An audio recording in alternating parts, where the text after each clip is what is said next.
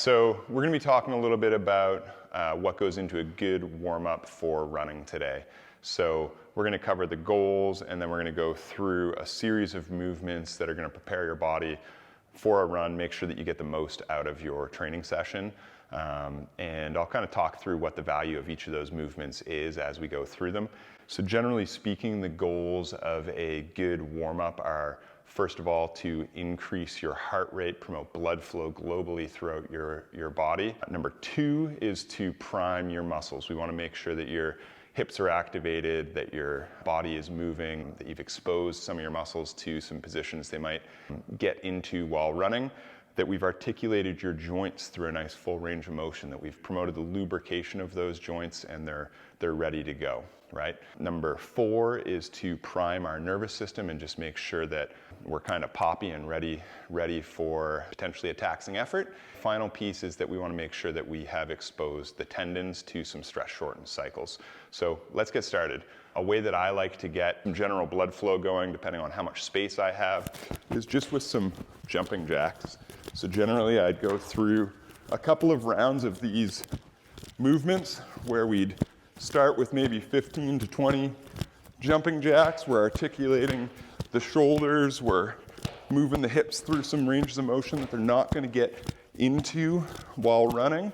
And then I like to go into a less dynamic movement that's promoting some postural activation. So reaching up overhead as high as you can, dropping down into a nice deep squat, really focusing on driving your chest towards the wall or the person in front of you, reaching those arms as high up overhead as you can, doing 5 times 5 second holds, okay?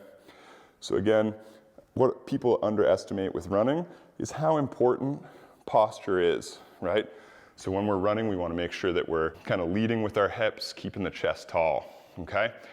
After we've done some of those overhead squats, one that I like to do to make sure that we get the upper back moving is just some marching rotations. So we're getting a little bit of exposure to some balance, okay?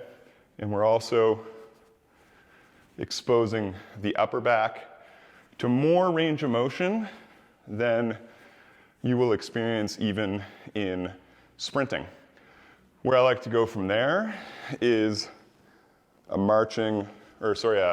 walking overhead lunge. The reason I like this one is that reaching up overhead, again, emphasizes that upright posture, opens up the front of the hip.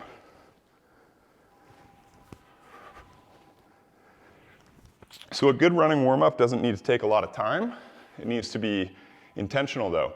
If we start with just those 4 movements and do a couple of cycles, you should have your heart rate up, right? You're going to be maybe breathing a little bit more heavily. You're going to have that general circulatory effect going on. After a second round of that, what I might tend to go into are A's, B's, and C's, which are running specific drills that really focus on form, but also prime our tendons and our nervous system. So A's are kind of like a hopping high knee, right? So you really want to be keeping that chest upright, be nice and springy through the ankle complex, and really think of punching the foot down towards the ground underneath you.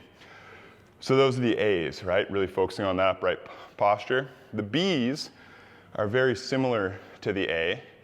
You're going to be hitting that high knee, and then you're stomping out in front of you. So it's going to look like this. Okay? This one I find is the most awkward. You really need to think about it. Sometimes I liken it to sort of a horse attacking the ground, trying to paw at the ground, right?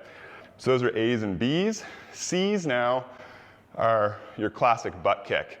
Now where I see people going wrong is they're flicking way out behind.